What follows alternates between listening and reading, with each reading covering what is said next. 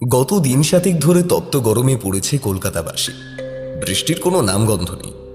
যত দিন যাচ্ছে কলকাতার গরমটা ক্রমেই বেড়ে চলেছে, আর তার সাথে তাল মিলিয়ে কমছে বৃষ্টির পরিমাণ। সেই মেঘ গর্জন করা আকাশ, বিকেলের ঠান্ডা ঝোড়ো হাওয়া এখন আর কই। তবে আবহাওয়া দপ্তরের কথা মতো আজ বৃষ্টি শুরু হয়েছে সকাল থেকে। তার সাথে বিদ্যুৎও চমকাচ্ছে মাঝে মাঝে, কখনো ঝিরিঝিরি, কখনো আবার আকাশ কালো করে প্রবল বেগে ঝরছে শ্রাবণের ধারা। সাথে চলছে ঝোড়ো হাওয়া। ফলে কলকাতা শহরের তাপমাত্রা আজ এক ধাক্কায় অনেকটাই নিম্নমুখী। বাতাসে একটা শীত শীত ভাব। বাড়ির জানলা থেকে বাইরে তাকালে দেখা যায় এক অচেনা কলকাতার ছবি, যার সাথে গত 7 দিনের কোনো মিল নেই। এই পরিবেশটাকে গল্প শোনার প্রশস্ত তিথি বলে আমি মনে করি। অবশ্য আমি একা নই, কিশোরী সেনও আমার এই পছন্দের সাথে একমত হবে। তাই কিশোরীকে আগে থেকেই বলা ছিল আজ সন্ধ্যার পর আমার বাড়ি আসতে। তারপর দুজনে তারানাথের বাড়ি যাব গল্প শুনতে। সেই কথা মতোই কিশোরী যথা সময় এসে হাজির হলো। এটুকু পথ আসতেই দেখছি ও একেবারে কাক ভেজা হয়ে গেছে। কিশোরীকে দেখে আমার হাসিও পেল, আবার কষ্টও লাগলো। আরে কিশোরী যে একদম ভিজে গেছো দেখছি। হ্যাঁ, আর বলো না, এই ছোট্ট একটা ছাতা, তাতে কি আর এমন তীব্র বৃষ্টিকে আটকানো যায়? মাথায় জল লাগেনি, পেটাই যা রক্ষে, না হলে আবার জ্বরে পড়তে হতো। হ্যাঁ, চলো, আর বেশি দেরি করা উচিত হবে না। এখন বৃষ্টির বেগ দেখছি খানিকটা কমেছে, এরপর আবার ঝেপে নামবে মনে হচ্ছে। আকাশটা দেখো আবার সেজে নিচ্ছে পরের দফার জন্য। এই চলো চলো। কিশোরী আসার সময় একটা পাসিং শোয়ের বাক্স এনেছিল, ফলে আর সিগারেটের দোকানে দাঁড়াতে হলো না। শুধু তেলেভাজার দোকান থেকে এক ঠোঙা তেলেভাজা কিনে মটলেনের উদ্দেশ্যে রওনা হলাম। এখানে একটা কথা বলে রাখা ভালো, এই সময় কিন্তু বৃষ্টি একেবারেই কমে গিয়েছিল। বিদ্যুৎ চমকে উঠছিল মাঝে মাঝে, আর ঝোড়ো হাওয়াটা চলছিল নিজের খেয়ালে। ফলে হাতে ছাতা থাকলেও সেটা টাঙানোর প্রয়োজন হলো না। মটলিনে তারানাথের বাড়িতে পৌঁছে দরজায় টোকা দিলাম বার কয়েক। মিনিট খানেক পরে ছিটকিনি খোলার শব্দ হলো। চারি দরজা। ভিতরে আসুন কাকাবাবু, বাবা বৈঠকখানা ঘরেই আছেন। আমি তেলেভাজার ঠোঙাটা চারির হাতে দিয়ে দিলাম। ও সেটা নিয়ে দরজা থেকে মুখটা বের করে একবার বাইরে তাকালো। তারপর নিজের মনেই বলল, বৃষ্টিটা একটু ধরেছে দেখছি।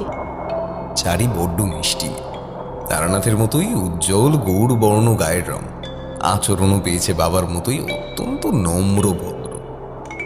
আমরা চারিকে সেই ছোট্টবেলা থেকেই দেখছি। যখন প্রথমবার এসেছিলাম তারানাথের বাড়িতে, তখন চারি অনেকটা ছোট ছিল, মাঝে মাঝে পুতুলের বায়না করত।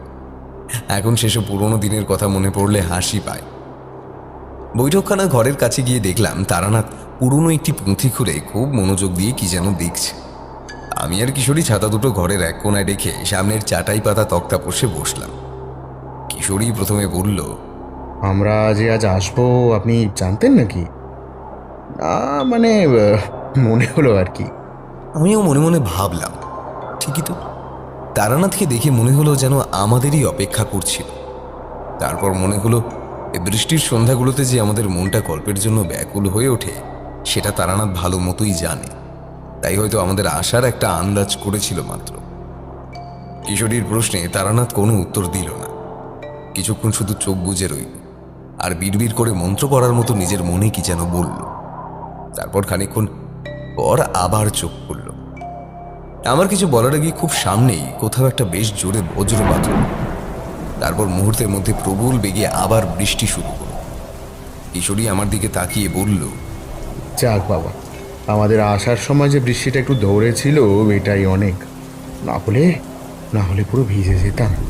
আহা, চিন্তা করো না, তোমরা ফেরার সময়ও কোনো বৃষ্টি থাকবে না। আমি আর কিশোরী দুজনেই চমকে তারানাথের দিকে তাকালাম।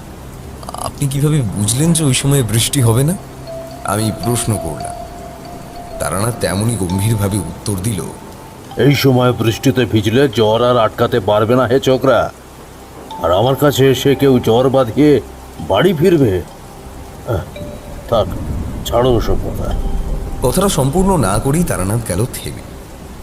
কিশোরী ব্যাপারটায় বেশ অবাক হয়েছে দেখে তারানাথ বলল, জানোই তো, বর্ষাকালে যেখানে মেঘ সেখানে বৃষ্টি, ফলে একটানা বৃষ্টি খুব একটা হয় না। আমরা হলাম সেকেলে মানুষ, বুঝলে? আমরা এসব বুঝতে পারি। তবে তারানাথ যাই বলুক না কেন, আমার কিন্তু তার কথাটা একেবারে বিশ্বাস হলো না। আমার মনে একটা অন্য চিন্তা আসছিল। তবে কি, আমাদের সাথে তারানাথের আলাপ বহুদিনের। এর আগে অনেকবার তারানাথের অদ্ভুত ক্ষমতার পরিচয় পেয়েছি, কিন্তু আজকের ঘটনা সম্পূর্ণ আলাদা। প্রাকৃতিক দুর্যোগকেও কি তন্ত্রক্রিয়ার মাধ্যমে বশ করা যায়? আমি কিছুক্ষণ চুপ থেকে জিজ্ঞাসা করলাম, আচ্ছা ঠাকুরমশাই, তন্ত্রক্রিয়ার মাধ্যমে কি প্রকৃতিকেও বশে রাখা যায়? আমার এহেন উদ্ভট প্রশ্ন শুনে তারানাথ আমার দিকে তাকাল। তারপর আমাদের নিয়ে আসা পাসিং শোয়ের বাক্স থেকে একটা সিগারেট বের করে জ্বালালো। বেশ কয়েকটা শুকটান দিয়ে ঘরময় ধোঁয়া ছেড়ে বলল, হঠাৎ এই প্রশ্ন? না, এমনি জানতে ইচ্ছে হলো তাই আর কি। ও, তোমরা আর তন্ত্রের কতটুকু জানো? সাধারণ মানুষ যা কল্পনাও করতে পারে না সেই রকম কাজও তন্ত্রক্রিয়ার মাধ্যমে সম্পন্ন করা যায়।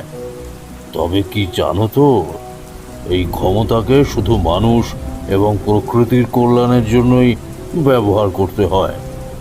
যদি কেউ এই বিশেষ শক্তি মানুষ এবং প্রকৃতির বিরুদ্ধে ব্যবহার করে, তবে তার ফল মোটেও ভালো হয় না। গুরু এমনই বলেছেন, ঝড় বৃষ্টি তো তুচ্ছ, ভূমিকম্প তন্ত্রের দ্বারা বশ করা যায়। তবে সেসব না করাই ভালো। প্রকৃতিই হলো ঈশ্বরের সৃষ্টি, তাই প্রকৃতিকে সর্বদা নিজের খেয়ালেই থাকতে দিতে হয়। তাকে নিয়ন্ত্রণ করতে গেলে মারাত্মক ফল ভুগতে হয়। আমার গুরু বলেছেন, কোনো মানুষের অনিষ্ট হবে তা আগে থেকে জেনে গেলে তাকে নিজের বিশেষ ক্ষমতা প্রয়োগ করে রক্ষা করতে। সেক্ষেত্রে কোনো সমস্যা নেই। তারানাথের কথা শুনে আমি আর কিশোরী দুজনেই স্তম্ভিত হয়ে তার দিকে তাকিয়ে রইলাম। কিশোরী কি বুঝলো তা জানি না, তবে আমি যা বোঝার বুঝে গেলাম। তারপর কিছুক্ষণ সব চুপচাপ, একটানা বৃষ্টির শব্দ। কিশোরী প্রথম কথা বলল, বুঝতেই তো পারছেন ঠাকুরমশাই, সেই কত দূর থেকে এই ঝড় জলের সন্ধ্যায় মটলেনে আসা শুধুমাত্র এই গল্প শোনার জন্যই। তা আজ কি একটা গল্প হবে না? হাতের শেষ হয়ে যাওয়া বাসিং শোর অবশিষ্টাংশটা ছাইদানি হিসেবে ব্যবহৃত নারকেলের মালায় ফেলে তারানাথ একটু বিরক্তির স্বরেই বলল, গল্প নয়, সবটাই সত্যি। তোমাদের যা যা বলি সবটাই বৃদ্ধের অভিজ্ঞতার কাহিনী, বুঝলে? আমি তারপর বললাম, হ্যাঁ এখন সে একটা কাহিনী বলুনই না। তবে কিশোরী কি বলতে কি বলে ফেলেছে। তারপর তারানাথ খানিক হেসে বলল, তোমাদের আর কি দোষ বলো? তোমরা হলে এই যুগের ছেলে ছোকরা। আজকাল কি এসব অতিলৌকিক ঘটনা ঘটে? তারপর সিগারেটে বেশ জোরে জোরে কয়েকটা টান দিয়ে তারানাথ বলতে শুরু করলেন, হ্যাঁ, একটা ঘটনা মনে পড়ছে। সেটা হয়তো তোমাদের এর আগে বলা হয়নি। এমন সময় চারি ঘরে ঢুকল, হাতে তিনজনের জন্যই তেলে ভাজা চা আর জবজবে তেলে মাখা মুড়ি, আর তারানাথের জন্য একখানা তামা। বাহ বাহ, চারি না, এই মুড়ি মাখাটারই দরকার ছিল। আমার কথা শুনে চারি হেসে উত্তর দিল, আমি পাশের ঘরেই আছি কাকাবাবু, কিছু দরকার হলে আমায় ডাকবেন। চারি চলে যেতেই আবার বৈঠকখানার ঘরে নীরবতা নেমে এলো। তারানাথ তার কাহিনী শুরু করলেন, হ্যাঁ, তো যেটা বলছিলাম, এই কাহিনী বেশ কয়েক বছর আগের। সময়টা ওই 25 বা 30 বছর বা তারও আগের হতে পারে, স্পষ্ট মনে নেই। তবে এইটুকুনি মনে আছে, সেই সময় চারির জন্ম হয়নি। দিনটা ছিল এমনই বৃষ্টি স্নাত। সকাল থেকেই সেদিন মুষলধারে বৃষ্টি শুরু হয়েছিল। ফলে হাত দেখাতে আসা বা গোষ্ঠী বিচার করতে আসা লোকের সংখ্যাও সেদিন ছিল একদমই কম। ওই হাতে গোনা 2-4 জন এসেছিল মাত্র সেদিন। ঝড় বাদলার দিনে কেই বা হাত দেখাতে আসবে। প্রত্যেকে ফিরে যাওয়ার পর আমি একটা পুঁথি একটু ওই নেড়ে ঘেটে দেখছিলাম। এমন সময় দরজায় কড়া নাড়বার শব্দ। একটু অবাক হলাম, এই দুর্যোগের দিনে এ সময় আবার কে এলো? প্রাথমিক বিস্ময়টা কাটিয়ে গিয়ে দরজা খুললাম।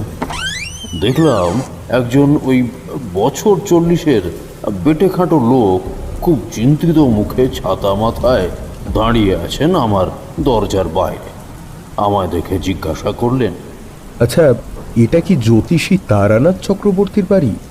হ্যাঁ, আপনি সঠিক ঠিকানাতেই এসেছেন। আমি তারানাথ চক্রবর্তী। কি দরকার বলুন। লোকটি যাকে খুঁজছিলেন আমি সেই মানুষ। তা জানতে পেরে এক প্রকার আমার পায়ে সে হুমড়ি খেয়ে পড়লেন। খুব বিপদে পড়ে আপনার কাছে এসেছি ঠাকুর মশাই, আমায় বাঁচান আপনি, আমায় বাঁচান। আরে আরে, করছেন কি মশাই, করছেন কি? পায়ে হাত দেবেন না দয়া করে। আগে ভিতরে আসুন দেখি। বৃষ্টিতে লোকটির একেবারে কাক ভেজা অবস্থা। আমি তাকে বৈঠকখানার ঘরে বসতে দিলাম। আর ততক্ষণে আমি লক্ষ্য করেছি গণ্ডগোলটা। লোকটির পিছনে একটা ঘন কালো মেঘের বলয়। তোমরা তো জানো, মধুসুন্দরী দেবীর দেওয়া ক্ষমতার বলে আমি মানুষের বিপদ আগে থেকেই খানিকটা আন্দাজ করতে পারি। লোকটির সাথে সেই অন্ধকার ছায়াটা দেখেই আমি বুঝতে পারলাম তিনি ঠিক কী ধরনের বিপদে পড়ে এই প্রাকৃতিক দুর্যোগের দিনেও এই মঠ লেনে ছুটে এসেছেন। নমস্কার ঠাকুর মশাই, আমার নাম নিমাই চরণ শিকদার। উত্তরের পার্বত্য এলাকায় কুসুমপুর গ্রাম, এই ছোট্ট গ্রামেই আমার বাড়ি। বছর দশেকের ছোট্ট মেয়ে আর বউকে নিয়ে আমার ছোট্ট সংসার, কিন্তু কিন্তু সেই সুখের সংসারে নেমে এসেছে এক ভয়ঙ্কর অভিশাপ। আপনি কিছু না করলে আমরা অকালে মারা পড়ব ঠাকুর মশাই, আমরা অকালে মারা পড়ব। এইটুকু বলেই টুক করে কেঁদে উঠলেন নিমাইচরণবাবু। তার অসহায় শুকনো মুখটা দেখেই মনে হচ্ছিল কতটা বিপদে পড়ে আমার কাছে তিনি এসেছেন। আমি তাকে আশ্বাস দিয়ে বললাম, আমি আমার সাধ্যমতো চেষ্টা করব নিমাইচরণবাবু, সাধ্যমতো চেষ্টা করব। তবে তার আগে পুরো ঘটনাটা আমায় বলুন তো। মানে আপনার পরিবারের সাথে ঠিক কি কি ঘটেছে, একটিও কথা বাদ দেবেন না কিন্তু। যে ঘটনাগুলো আপনার আপাত দৃষ্টিতে মনে হয়েছে খুবই সাধারণ ঘটনা, সেইগুলোও পর্যন্ত বাদ দেবেন না, কেমন? বলুন। এরপর কিছুক্ষণ চুপ করে রইলেন নিমাইচরণবাবু। বুঝলাম তিনি মনের মধ্যে সমস্ত ঘটনা সাজিয়ে নিচ্ছেন এক এক করে। হঠাৎ লক্ষ্য করলাম তার পিছনে সেই ঘন কালো অন্ধকারটা যেন আরো গাঢ় হয়ে উঠেছে।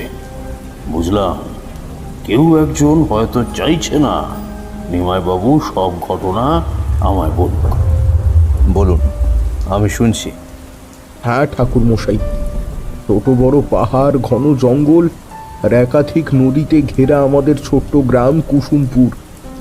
খুব বড় জোর সেখানে 15-20টা পরিবার বাস করে। কুসুমপুর গ্রামে প্রায় প্রত্যেক পরিবারই সেখানকার স্থানীয় চা বাগানে কাজ করে।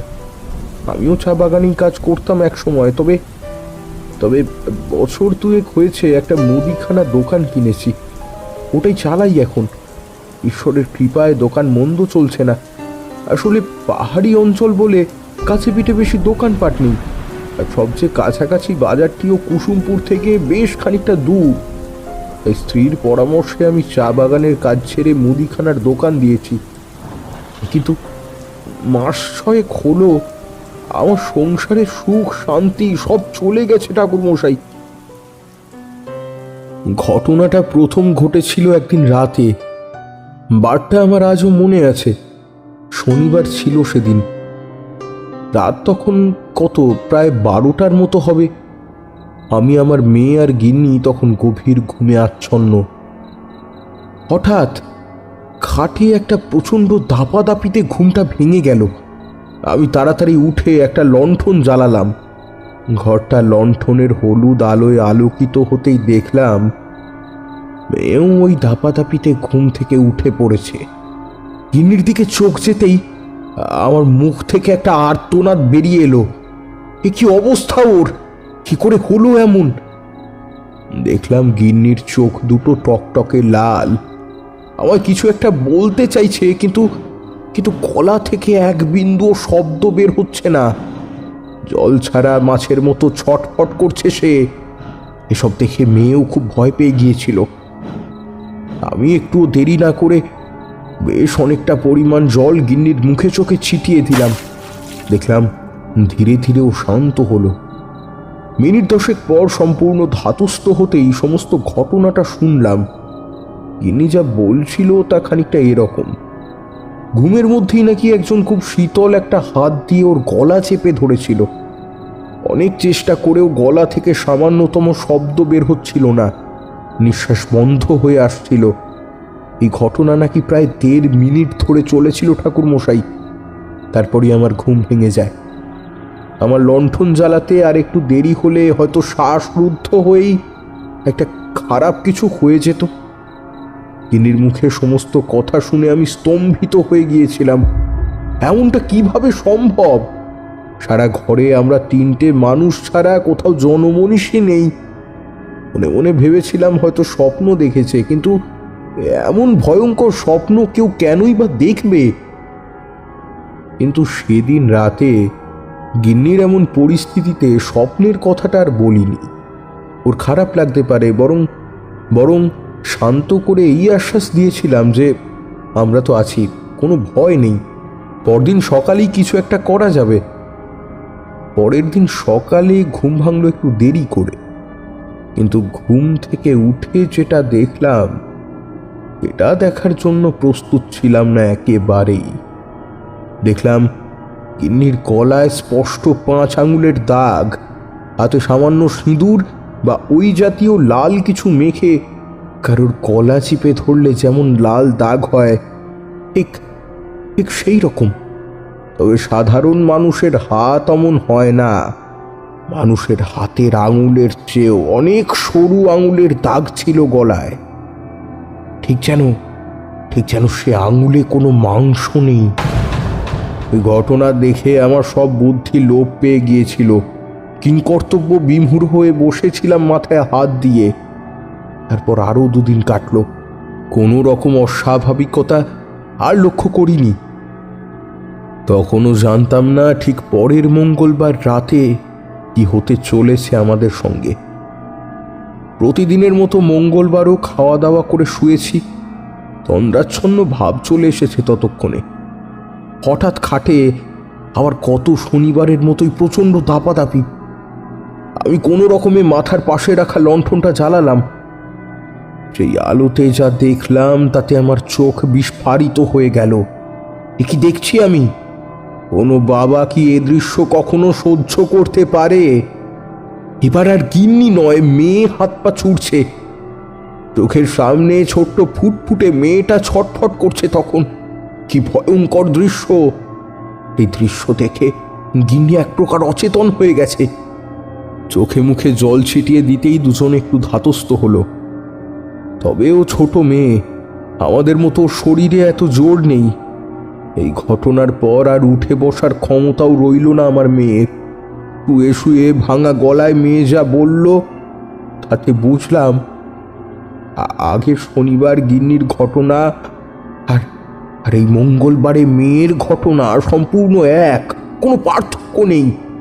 লণ্ঠনটা কাছে নিয়ে এসে মেয়ের গলার কাছে আলোটা ফেললাম। দেখলাম এই সরু সরু 5টা আঙুলের দাগ।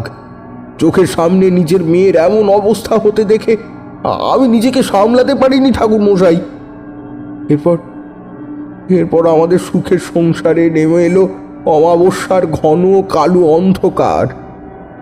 আমার সাধের মুদিখানার দোকানটাও এক প্রকার বন্ধই পড়ে রইল। আমি সারাদিন বাড়িতেই থাকতাম, ওদের দেখাশোনা করতাম। প্রতিদিনই কিছু না কিছু অদ্ভুত ঘটনা ঘটতে শুরু করলো। এরপর কিরকম ঘটনা? এই যেমন ধরুন, বাইরে বেশ গরম, অথচ ঘরের ভিতরটা হঠাৎ খুব ঠান্ডা হয়ে গেল। বাইরে আর ঘরের ভিতরের তাপমাত্রায় বিস্তর তফাৎ। তারপর হঠাৎ খুব পচা গন্ধ ভেসে আসতে শুরু করলো। সেই দুর্গন্ধ আর কিসের সাথে তুলনা করব ঠাকুর মশাই? মৃতদেহ বহুদিন রেখে দিলে যেমন পচা দুর্গন্ধ বের হয়, ঠিক সেই রকম। আর কি কোনো অস্বাভাবিকত্ব চোখে পড়েছে? হ্যাঁ ঠাকুর মশাই, একে একে সবটা বলছি। কুসুমপুর জায়গাটা পাহাড়ে ঘেরা। অঞ্চলে সবসময় চেনা অচেনা নানা পাখিদের আনাগোনা লেগে থাকে, তার সাথে লেগে থাকে তাদের সব বিচিত্র রকমের ডাক।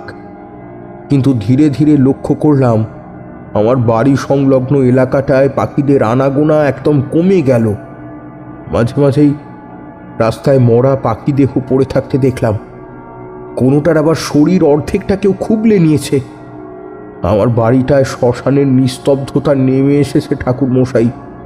এইসব ঘটনা শুরু হবার পর থেকে আমার মুদিখানার দোকানটা আর সেভাবে খোলা হয় না। এখন কোনো রকমের সংসার চলছে। বাড়িতে মেয়েটা ছোট, এমনিরও শরীরের অবস্থা ভালো নয়, কখন কি হয় বলা যায় না। তাই আমাকেই সবটা দেখতে হয় ঠাকুর মশাই। বাজার হাট আগে গিন্নি করতো, এখন আর ওকে পাঠাই না, আমিই যাই। তা সেদিন বাজারে যেতেই পরিচিত এক দাদা জিজ্ঞেস করলো আমি আর দোকানপাট খুলছি না কেন। আমি তাকে সমস্ত ঘটনা বলতেই সে বলল কলকাতার মঠ লেনে তারানাথ জ্যোতিষীর কাছে যেতে, তার কাছ থেকে কেউ খালি হাতে ফেরে না। আপনি আপনি দয়া করুন ঠাকুর মশাই, আপনি পারবেন, আপনি পারবেন ঠাকুর মশাই আমার পরিবারকে রক্ষা করতে। আপনি পারবেন, আপনি। আমি কোনো উত্তর না দিয়ে কিছুক্ষণ চুপ করে থাকলাম, সবটা একটু বুঝে নিলাম। তারপর বললাম, নিশ্চয়ই কোনো অশুভ শক্তির ছায়া পড়েছে আপনার পরিবারের উপর, কিন্তু তার কুদৃষ্টি কেনই বা আপনার পরিবারের উপর পড়ল সেটাই আমায় জানতে হবে। আচ্ছা, এক কাজ করুন তো, আপনি ফিরে যান কুসুমপুর, কেমন? আজ তো সবে সপ্তমী তিথি, অমাবস্যা আসতে এখনও বেশ কয়েকদিন দেরি আছে। সামনের অমাবস্যায় আপনার বাড়িতে একটা যজ্ঞ করতে হবে। আমি ঠিক তার আগেই আপনার বাড়িতে পৌঁছে যাব। চিন্তা করবেন না, যজ্ঞের জন্য কিছু উপকরণ লাগবে, সেগুলো আমি গিয়েই না হয় আপনাকে বলবো। আর কিছু উপকরণ আমি এখান থেকেই নিয়ে যাব। কিন্তু ঠাকুর মশাই, আমি 3টে তাবিজ এখনই দিয়ে দিচ্ছি, একটি আপনি এখনই হাতে পরে নিন, বাকি দুটো বাড়ি ফিরেই স্ত্রী আর সন্তানকে পরিয়ে দেবেন। আমি ব্যবস্থা করে দিচ্ছি, আপনি বাড়ি ফেরা অবধি ওদের কোনো অশুভ শক্তি স্পর্শ করতে পারবে না। আর সাবধান নিমাইচরণ বাবু, আমি কুসুমপুরে না যাওয়া পর্যন্ত ওই তাবিজ কিন্তু হাত থেকে খুলবেন না। আর যদি এমন করেন তাহলে সবটাই কিন্তু আমার হাতের বাইরে চলে যাবে। এতটা পর্যন্ত বলে থামলো তারানাথ।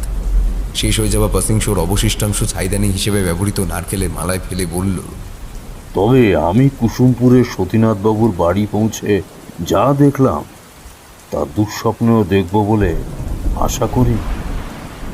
প্রেতাত্মার ক্ষমতা যে কতটা হতে পারে ওই ঘটনার সামনে থেকে না দেখলে বোঝা যায় না।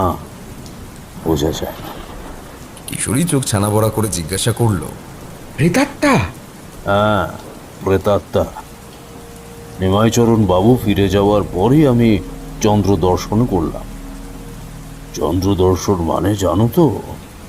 এর আগেও বলেছি তোমাদের, 2 হাতের আঙুলে 2 চোখ বুজে তা চেপে রেখে 2 বৃদ্ধাঙ্গুষ্ঠ দিয়ে কান জোর করে চেপে চিত হয়ে শুয়ে থাকতে হয়। তারপর চোখের সামনে পূর্ণ চন্দ্র দেখতে পাওয়া যায়। উপরে আকাশে পূর্ণচন্দ্র আর নিচে একটা গাছের তলায় 2 পরী। যা জানতে চাওয়া হয় পরীরা তা বলে দেয়। আমিও নিমাইচরণ বাবুর ঘটনাটা সম্পূর্ণ তাদের কাছ থেকেই জানতে পারলাম। নিমাইচরণ বাবু রাস্তায় চলতে চলতে যদি রাস্তার দিকে একটু লক্ষ্য করতেন তাহলেই দেখতে পেতেন। কৌতূহল চেপে রাখতে না পেরে আমি প্রশ্ন করলাম, কি দেখতে পেতেন ঠাকুরমশাই? দেখতে পেতেন মোট 5টি ছায়া তার সঙ্গে সঙ্গেই যাচ্ছে। এই ছায়া তার নিচে, বাকি 4টি অতৃপ্ত আত্মাদের। 4টে? কিশোরীর সাথে সাথে আমিও হতবাক। প্রাথমিক বিস্ময় কাটিয়ে উঠে জিজ্ঞাসা করলাম, তারপর? আগে শোনো ঘটনাটা কি ঘটেছিল।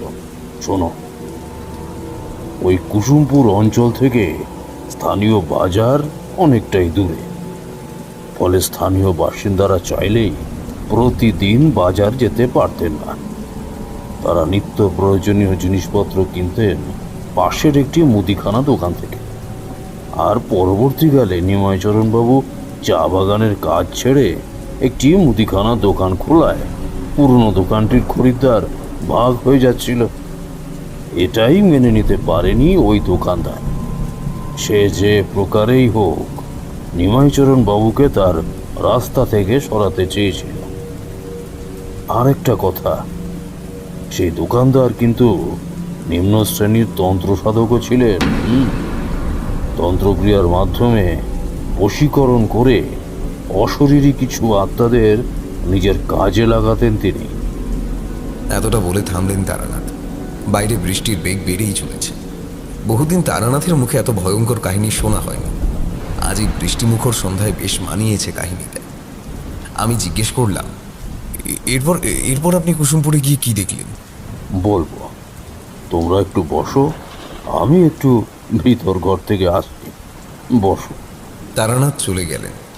আমরা জানি মিনিট পাঁচেকের আগে এই ঘরে উনি আসবেন না। তারানাথ এমনটা মাঝে মাঝেই করে, এটা আমাদের ধূমপান করার সুযোগ করে দেওয়া আর কি। তারানাথ জানে তার সামনে আমরা সিগারেট জ্বালাবো না। আবার সিগারেটের দুটো টান না মারলেও গল্প শোনা ঠিক জমে না। তারানাথ বৈঠকখানা ঘর থেকে বেরিয়ে যেতেই আমি আর কিশোরী সিগারেট জ্বালালাম। মিনিট পাঁচেক পরে তারানাথ ঘরে ঢুকলেন। হ্যাঁ, কি জন্য বলছিলাম? কিশোরী উত্তর দিল, হ্যাঁ, ওই আপনি এরপর কুসুমপুরে গিয়ে যা দেখছিলেন। হ্যাঁ হ্যাঁ হ্যাঁ, তো আমি নিমাইচরণ বাবুকে কথা দিয়েছিলাম যে অমাবস্যার আগেই কুসুমপুর পৌঁছে যাব।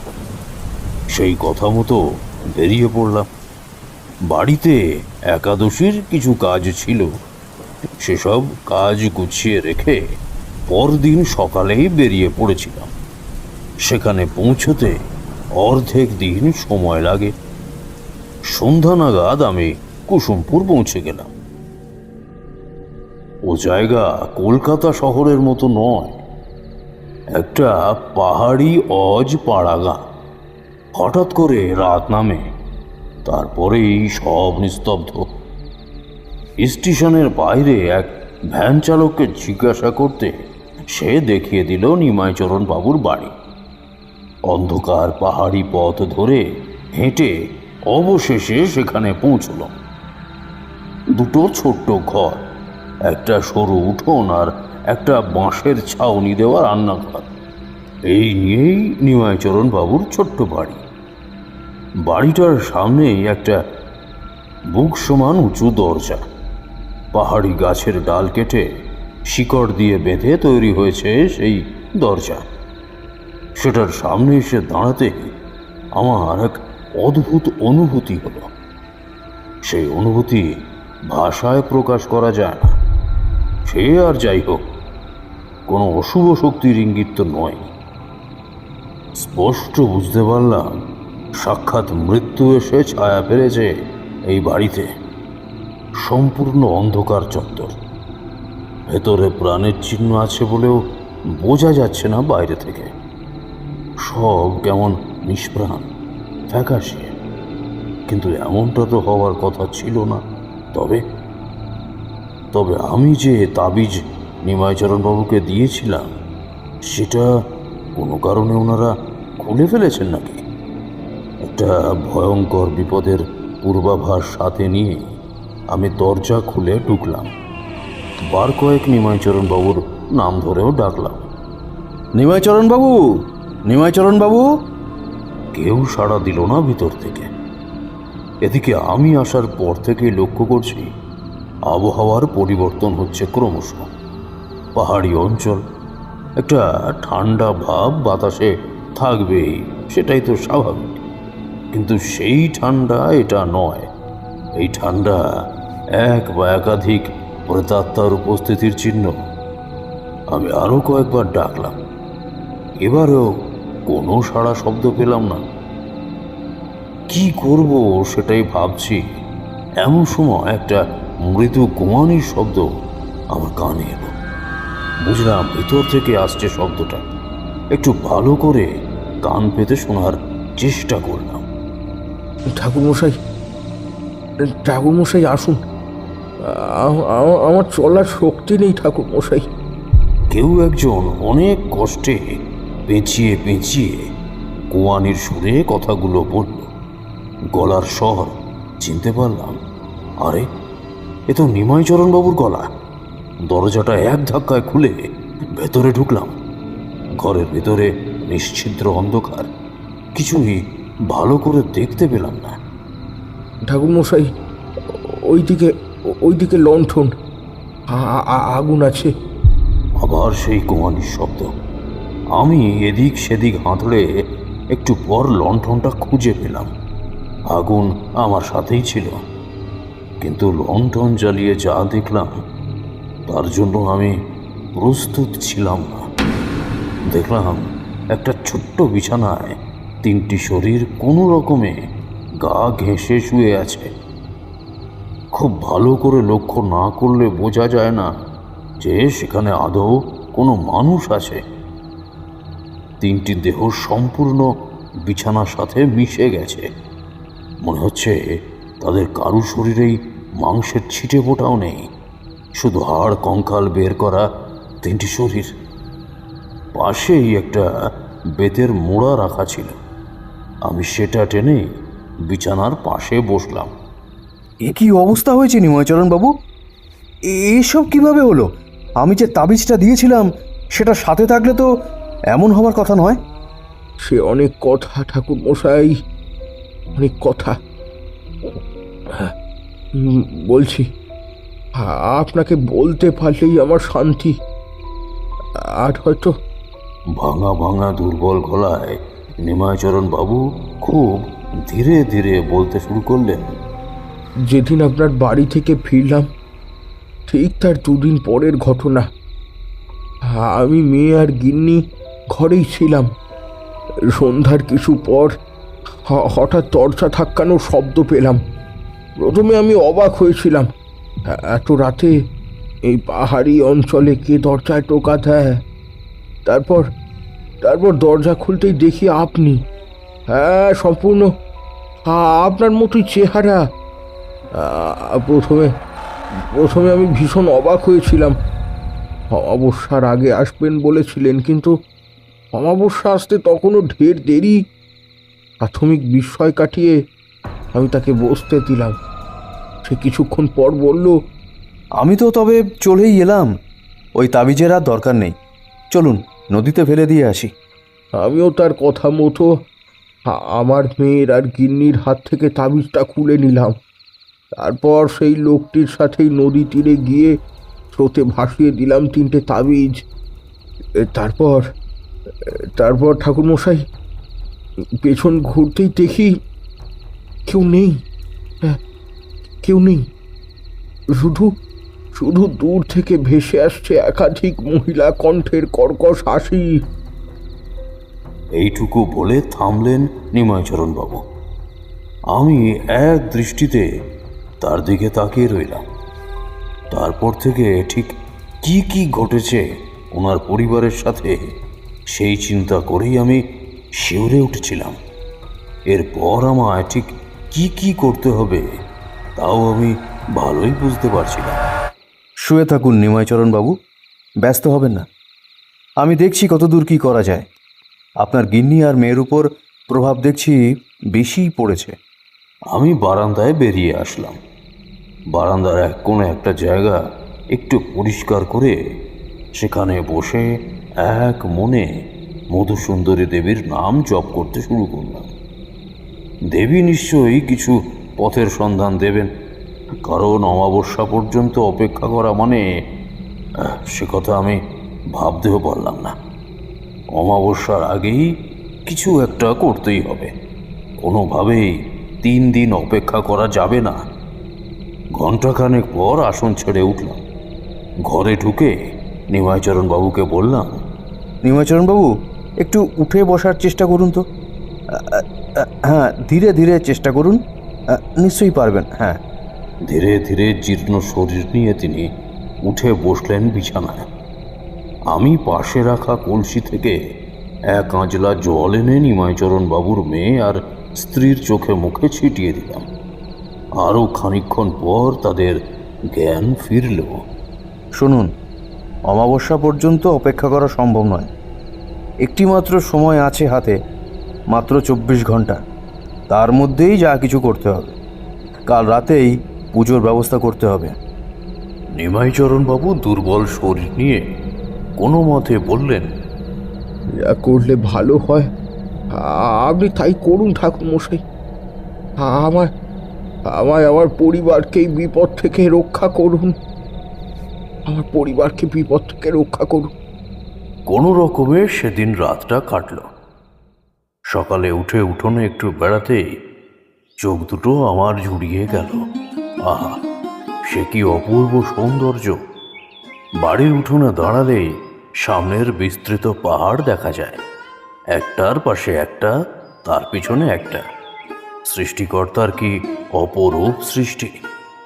একটা উঁচু পাহাড়ের পিছন থেকে প্রথম সকালের লালচে সূর্যটা উঁকি দিচ্ছে। আমি বাড়ি থেকে বেরিয়ে রাস্তায় উঠলাম। সরু পাহাড়ি পথ, দুদিকেই ঘন জঙ্গল। জঙ্গলের গভীরে একটা গোরস্থানও দেখতে পেলাম। সেখানে সারি সারি মৃতদেহ মাটির নিচে কবর দেওয়া। অনেকটা দূরে দূরে একটা করে বাড়ি দেখলাম। এদিকটা লোকজনও খুব একটা আসে না। কিছুটা হেঁটে আসতে একটা ছোট দোকান নজরে এলো, মুদির দোকান। আমার একটু খটকা লাগলো, তবে রাস্তা থেকে সেদিকে তাকিয়ে থাকা ব্যাপারটা ভালো দেখায় না। তাই আমি এক বাক্স দেশলাইয়ের বাহানায় দোকানটার সামনে এলাম। দোকানের ভিতর বিভিন্ন জায়গায় লাল কালো রঙের একাধিক পুঁটুলিতে কী সব যেন ঝোলানো। ছোট একটা দেওয়ালে ঝোলানো কাঠের সিংহাসনে আঁকা 10 মহাবিদ্যার যন্ত্র। এসব দেখে আমার যা বোঝার বোঝা হয়ে গেল। ঘণ্টাখানেক এদিক সেদিক ঘুরে আবার নিমাইবাবুর বাড়িতে ফিরলাম। ওনারা 3 জনেই এখন সুস্থ। তবে আমি জানি এই সুস্থতা ক্ষণিকের জন্য। আজ রাতেই পুজোয় বসতে না পারলে নেমে আসবে ভয়ঙ্কর বিপদ। তারপর তারপর বলুন ঠাকুর মশাই, কেমন লাগছে আমাদের কুসুমপুর গ্রাম? খুব খারাপ লাগছে। আমার এই অবস্থা না হলে একটা দিন গ্রামটা ঘুরিয়ে দেখাতাম। না না না নিমাইচরণবাবু, ব্যস্ত হবেন না, ব্যস্ত হবেন না। এখন আমার প্রথম লক্ষ্য অশুভ শক্তির করাল গ্রাস থেকে আপনার পরিবারকে রক্ষা করা। তারপর তো একদিন না হয় এই পাহাড়ি গ্রাম ঘুরে দেখা যেতেই পারে, কিন্তু আমার প্রথম কাজটা আমাকে পূরণ করতেই হবে। আপনাকে যে কি বলে ধন্যবাদ দিই। আমার পরিবারের একমাত্র ভরসা আপনি ঠাকুর মশাই। গিন্নি, গিন্নি গো, 2 কাপ চা দিয়ে যেও তো। আপনার চা চলে তো ঠাকুর মশাই? চলে চলে, খুব চলে। আমার চা আর তামাকে কোনো না নেই। কিছুক্ষণ পর নিমাইচরণ বাবুর স্ত্রী এসে 2 কাপ চা দিয়ে গেলেন। কলকাতায় কিছুটা আধুনিকতা এলেও পাহাড়ি অজপাড়া গায়ে তখনও বাইরের মানুষের সামনে লম্বা ঘোমটা টেনে রাখার নিয়ম ছিল। ঘোমটার ভিতর থেকেই নিমাইচরণ বাবুর স্ত্রী বললেন, আমাদের গ্রামে চাষ হওয়া চা পাতা ঠাকুর মশাই, খেয়ে দেখুন, স্বাদ মুখে লেগে থাকবে। আহা, এ তো দারুণ ব্যাপার বৌঠান। খানিক হেসে তিনি চলে গেলেন। তারপর আমি ফিরলাম নিমাইচরণ বাবুর দিকে। শুনুন নিমাইচরণবাবু, আমার কিছু গুরুত্বপূর্ণ কথা আছে, মন দিয়ে শুনবেন। বলুন ঠাকুর মশাই। আমাদের হাতে খুব বেশি সময় নেই, আমি আগেই বলেছি। আজ রাতেই পুজোটা সারতে হবে। এই চাটা শেষ করে আপনার বাড়ির চারিদিকে 4টে কোণায় সামান্য মাটি খুঁড়তে হবে। সেইখানেই লুকিয়ে আছে অনেক প্রশ্নের উত্তর। এরপর বাজার থেকে কিছু পুজোর উপকরণ জোগাড় করতে হবে। চা খাওয়া শেষ করে আমরা উঠে পড়লাম। কোথা থেকে যেন একটা পুরনো কোদাল জোগাড় করে আনলেন নিমাইচরণ বাবু। আমি মাটিটা খুঁড়তে চেয়েছিলাম, কিন্তু নিমাইচরণ বাবু তা করতে দিলেন না। দুর্বল শরীরে নিজেই কোদাল চালালেন। খুব বেশি খুঁড়তে হলো না। মাটির 1 হাত নিচে থেকে উদ্ধার হলো একটা জিনিস। জিনিসটা দেখেই চমকে গেলেন নিমাইচরণ বাবু আর বৌঠান। ওনারা এমন কিছু দেখবেন সেটা আশা করেননি। আমার দিকে তাকিয়ে বললেন, এটা কি ঠাকুর মশাই? বলছি, আগে বাড়ির সব দিকটা খোঁড়া সম্পূর্ণ হোক, তারপরে বলছি। খুব বেশি সময় লাগলো না। বাড়ির চারিদিকের 1 হাত মাটির নিচে থেকে 4টে বিশেষ জিনিস উদ্ধার হলো। হ্যাঁ, আপনি ঠিকই সন্দেহ করেছেন নিমাইচরণ বাবু। এগুলো মানুষেরই হাড় আর নরকরটি। মানবদেহের সবচেয়ে বড় অস্থি এটি, উরুর অস্থি। তবে সাধারণ কোনো মানুষের নয়। এসব দেখে চক্ষু বিস্ফারিত নিমাইচরণ বাবুর। তিনি কাঁপা কাঁপা গলায় বললেন, সাধারণ মানুষের নয় মানে? এই 4টি অস্থি 4 জন পৃথক মহিলার, এবং প্রত্যেকেই সন্তান সম্ভবা, এবং প্রত্যেকেরই মৃত্যু হয়েছে অপঘাতে, জলে ডুবে। জলে ডুবে মৃত্যু হওয়া সন্তান সম্ভবা 4 জন নারীর 4টি উরুর অস্থি এবং তাদের নরকরটি যদি কোনো বাড়ির চারিদিকে মাটির নিচে পুঁতে রাখা হয়, তবে সেই বাড়ির প্রতিটি মানুষের উপর সেই 4টি অতৃপ্ত আত্মার প্রভাব পড়ে। ছারখার হয়ে যায় সাজানো সংসার। আর আর আর কি ঠাকুর মশাই? আর একটা নির্দিষ্ট সময় পরে সেই পরিবারের প্রত্যেকের মৃত্যু হয় অপঘাতে। আমার কথা শুনে শিউরে উঠলেন নিমাইচরণ বাবু। শিউরে ওঠার মতোই কথা। আমার আসতে আর 2-1 দিন দেরি হলে এই 3-3টে তাজা প্রাণের যে কি হতো। ওহ, ওহ, এখন এই অস্থি আর নরকরটিগুলো কি করব? আপাতত এগুলো এক কোণায় রেখে দিন, রাতে পুজোর সময় কাজে লাগবে। এদিকের সমস্ত কাজ গুছিয়ে রেখে আমি আর নিমাইচরণ বাবু গেলাম পাশের সরু নদীটায় স্নান সারতে। পাহাড়ি নদী, ফলে সরু হলেও জলের স্রোত অনেক। নদীর পাড়ে বড় বড় পাথর, তার একটার উপর বসেই আমরা স্নান সারছি।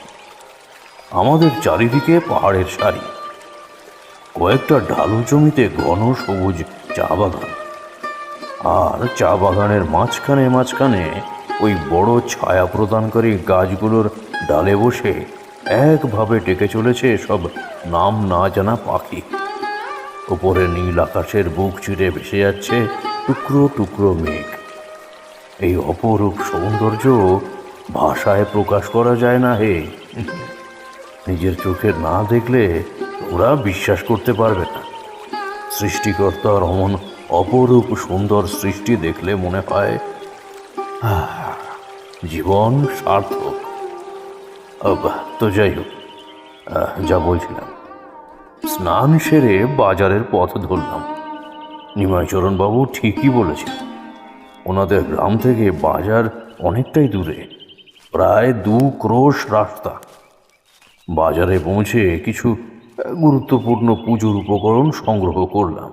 সিঁদুর, অশ্বগন্ধা, উপবিত, তিল, এছাড়াও বেলকাঠ, ঝাঁটা ইত্যাদি আরও উপকরণ।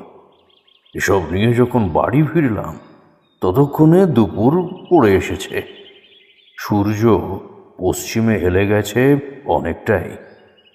দুর্বল শরীর নিয়ে বৌঠান খুব যত্ন করে আমার আর নিমাইচরণ বাবুকে খেতে দিলেন। সরু চালের ভাত, মুসুরির ডাল, বেগুন ভাজা আর একটা গন্ধরাজ লেবু সহযোগে খাবারের আয়োজন হয়েছে। ঠাকুরমশাই, বেশি কিছু তো রান্না করতে পারলাম না। জানি আপনার খেতে কষ্ট হবে। উদ্বিগ্ন হবেন না বৌঠান, আমার কাছে এই খাবারই যথেষ্ট। আপনি যে শরীরের এই অবস্থা নিয়ে নিষ্ঠার সাথে রেঁধেছেন, এই তো অনেক। বলুন, আমার ভবঘুরে জীবন, কোথায় কখন পড়ে থাকি তার ঠিক ঠিকানা থাকে না। অনেক রাত এমন গেছে আমি অভুক্তও থেকেছি। সাধকদেরও সব চিন্তা করলে হয় না বৌঠান। আপনি খেতে বসে পড়ুন তো। আচ্ছা, আপনার মেয়েকে তো দেখছি না। আর বলবেন না ঠাকুর মশাই, মেয়েটা বড্ড দুরন্ত হয়েছে।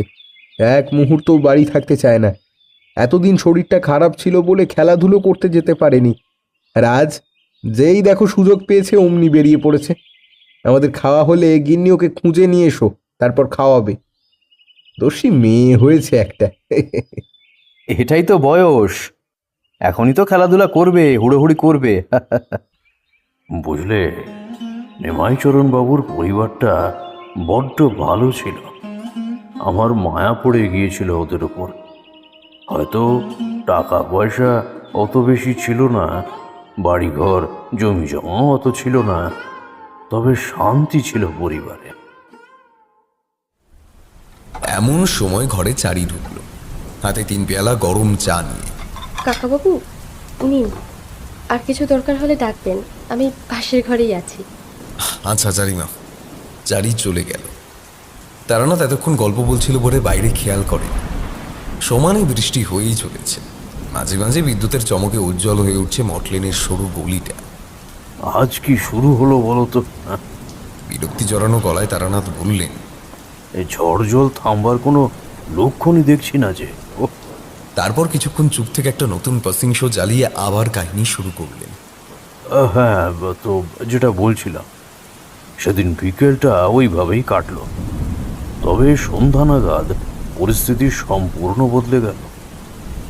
এটা ঠিক যে শহরের আবহাওয়া আর পাহাড়ের আবহাওয়ার মধ্যে বিস্তর ফারাক। পাহাড়ে যখন তখন আবহাওয়া বদলে যায়, হঠাৎ মেঘ উড়ে এসে বৃষ্টি নামে। কিন্তু সারা সকাল সারা দুপুর অমন পরিষ্কার রোদ ঝলমলে আকাশ থাকা সত্ত্বেও সন্ধ্যের পর কি কারণে যে ওরকম মুষলধারে বৃষ্টি নামলো তা আমি বুঝলাম না। শুধু বৃষ্টি না, তার সাথে চলছে ঝোড়ো হাওয়া এবং মুহুর্মুহ বজ্রপাত। মনে হচ্ছিল কুসুমপুর বুঝি আজ ভেসে যাবে। মনে মনে ভাবছিলাম, 4টি অতৃপ্ত প্রেতাত্মার বিরুদ্ধে আজ পুজোয় বসবো, ওরা কি চুপ করে থাকবে? প্রকৃতিতে তাণ্ডবলীলা করে হলেও এই পুজো ওরা সম্পূর্ণ করতে দেবে না। ঠাকুরমশাই, এমন চলতে থাকলে আপনি পুজোয় বসবেন কি করে? যোগদাগ্নি যে জ্বলবে না। চিন্তিত মুখে বলে উঠলেন নিমাইচরণ বাবু। কিছু তো একটা করতেই হবে আজ।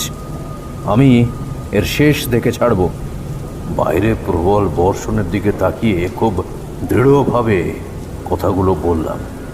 আমি এই মুহূর্তে পুজো শুরু করব নিমাইচরণ বাবু, বেশি দেরি করা যাবে না। এই উঠোনেই পুজো শুরু করব আমি। আপনি আপনার মেয়ে আর স্ত্রীকে নিয়ে উঠোনে আসন জাতীয় কিছু একটা পেতে বসুন। আর মনে রাখবেন, এই পুজোয় আজ যাই ঘটে যাক, ভয় পাবেন না, আসন ছেড়ে উঠবেন না। অতৃপ্ত আত্মারা প্রাণপণ শক্তি দিয়ে হলেও এই পুজো বন্ধ করতে চাইবে, কিন্তু পুজো চলাকালীন যদি আসন ছেড়ে ওঠেন তাহলেই সব শেষ। কিন্তু ঠাকুরমশাই, এই বৃষ্টিতে যজ্ঞের আগুন। কথা শেষ করার আগেই আমি বললাম, চিন্তা করবেন না নিমাইচরণ বাবু, অশুভ শক্তি যতই শক্তিশালী হোক, শুভ শক্তির কাছে সে হার মানবেই। 3টে তাজা প্রাণ আমি কিছুতেই অকালে ঝরে যেতে দেব না। বৃষ্টির মধ্যেই আমি উঠোনের ঠিক মাঝখানে বসলাম। আমার পেছনে হাত চারে ঘুরে নিমাইচরণ বাবুরা 3 জন। আমি পুজোর সব উপকরণ সাজিয়ে, যজ্ঞকুণ্ড সাজিয়ে এক মনে মধুসুন্দরী দেবীর নাম জপ করতে শুরু করলাম। এমনভাবে মিনিট 10 কাটল। তারপর ধীরে ধীরে বৃষ্টি কমে এলো। তবে বৃষ্টি কমলেও ঝড়ের তেজ আর বজ্রপাত আগের মতোই বহাল রইল। একটু পরপরই খুব কাছেই কোথাও যেন একটা বাজ পড়ল। আমি একবার পিছনের দিকে তাকিয়ে গৃহকর্তার অনুমতি নিয়ে পুজো শুরু করে দিলাম। বেলকাঠে অনেকটা ঘি ঢেলে অগ্নি সংযোগ করলাম। সামনেই আকাশ বাতাস কাঁপিয়ে একটা বাজ পড়ল। মনে হলো এই কর্কর শব্দে কুসুমপুরের শেষ নির্জনতাটুকুও ভঙ্গ হলো। আমি পুজো চালিয়ে গেলাম। পুজোর কাজ যতই এগোচ্ছিল ততই পরিস্থিতি আরো ভয়ঙ্কর হয়ে উঠছিল। একসময় সামনের বিস্তৃত অন্ধকার থেকে গাছের ভাঙা ডাল ছিটকে আসতে শুরু করলো আমাদের দিকে। ছোট পাথরের টুকরো, ধুলো, বালি, ডালপালা ছুটে এসে লণ্ডভণ্ড করে দিচ্ছিল সব কিছু। একসময় শুরু হলো অস্বাভাবিক চিৎকার। ওই ভয়ঙ্কর চিৎকার কোনো মানুষের হতে পারে না। চারটি অতৃপ্ত প্রেতাত্মা শেষ চেষ্টা করে চলেছে পুজো আটকানো। মন্ত্র পড়তে পড়তেই একবার পিছনে নিমাইচরণ বাবুদের দিকে তাকালাম। দেখলাম তারা ভয়ে সন্ত্রস্ত, আর নিমাইচরণ বাবুর কপাল থেকে ফোঁটা ফোঁটা রক্ত পড়ছে। বুঝলাম ছুটে আসা পাথরের টুকরো লেগেছে ওনার কপালে। আমি মন্ত্র পড়ার শব্দ আরও এক ধাপ বাড়িয়ে অনেকটা পরিমাণ ঘি দিলাম যজ্ঞের আগুনে। চারিদিকে প্রেতাত্মাদের ভয়ঙ্কর চিৎকার আরও বেড়ে গেল। তারা যজ্ঞ পণ্ড করার জন্য সমানে আমাদের নানা উপায়ে ভয় দেখিয়ে চলেছে। সকালে মাটি খুঁড়ে পাওয়া অস্থির হাড় এবং নরকরটি যজ্ঞের আগুনে দিয়ে দিলাম। প্রেতাত্মাদের সেই গগনভেদী চিৎকার বদলে গেল আর্তনাদে। ঝড়ের গতি আরও বেড়ে গেল, সাথে বজ্রবিদ্যুৎ। কিছুক্ষণ এইভাবে ধ্বংসলীলা চলবার পর ধীরে ধীরে সব কিছু শান্ত হয়ে গেল। নিমাইচরণ বাবু, পুজো সমাপ্ত হয়েছে। ওই অতৃপ্ত আত্মারা আর আপনার বা আপনার পরিবারের কোনো ক্ষতি করবে না। ওরা ফিরে গেছে। আপনি একটু সামনে এগিয়ে আসুন। এরপর নিমাইচরণ বাবুর হাতে তুলে দিলাম একটি ছোট পিতলের তারা দেবীর মূর্তি। দেবীকে সিংহাসনে রাখবেন। ইনি দশমহাবিদ্যার দ্বিতীয় দেবী। প্রতিদিন নিষ্ঠার সাথে একটু জল মিষ্টি দেবেন। দেবীর আশীর্বাদে আপনার পরিবারের উপর আর কোনো অমঙ্গল আসবে না। তবে একটা খটকা থেকে গেল ঠাকুরমশাই। বলুন। ঠাকুরমশাই, আমি সজ্ঞানে কোনোদিন কারো ক্ষতি চাইনি, তবে আমার পরিবারের সাথেই কেন এমন হলো? আসলে আপনি চা বাগানের কাজ ছেড়ে যেদিন থেকে মুদিখানার দোকানটা খুলেছেন, সেই দিন থেকেই এসবের সূত্রপাত। আগে এই অঞ্চলে একটি মাত্রই মুদির দোকান ছিল। এই গ্রামের সমস্ত মানুষকে ইচ্ছা অনিচ্ছা সত্ত্বেও সেই দোকানেই যেতে হতো। কিন্তু আপনি দোকান দেওয়ার পর খরিদ্দার ভাগ হতে শুরু করলো। এটাই মেনে নিতে পারেনি ওই নিম্ন শ্রেণীর তান্ত্রিক। এই অর্থনৈতিক টানাপোড়েন তো সকলে মেনে নিতে পারে না। আপনি যেদিন আমার বাড়িতে গেলেন, আমায় সব ঘটনা বললেন, আমি সেদিনই একটা আন্দাজ করেছিলাম। তবে আজ সকালে হাঁটতে বেরিয়ে ওই দোকানের কাছে যেতেই পুরোপুরি নিশ্চিন্ত হলাম। কিন্তু ঠাকুরমশাই, ওর কোনো শাস্তি হবে না? চিন্তিত মুখে প্রশ্ন করলেন নিমাইচরণ বাবু। আমরা তার শাস্তি দেওয়ার কে নিমাইচরণ বাবু? ওর কর্মের ফলও এতক্ষণে ভুগতে শুরু করে দিয়েছে। নিমাইচরণ বাবুর মুখ দেখে বুঝলাম আমার কথা ওনার ঠিক বোধগম্য হয়নি। তাই একটু বুঝিয়ে বললাম, এই যে ভূত প্রেত পিশাচ দিয়ে এত ক্রিয়া করা হয়, মানে অশরীরীরা তান্ত্রিকের হয়ে এত কাজ করে দেয়, তারা কিন্তু এসব কাজ নিজের ইচ্ছেতে করে না। মন্ত্রের শক্তিতে তাদের বশ করে এসব নিম্ন শ্রেণীর কাজ জোর করে করানো হয়। কিন্তু এইসব প্রেতাত্মা যদি তাদের কাজে বাধা পেয়ে একবার ফিরে যায়, তবে আর সেই তান্ত্রিকের রক্ষে নেই, প্রাণে মেরে দেবে।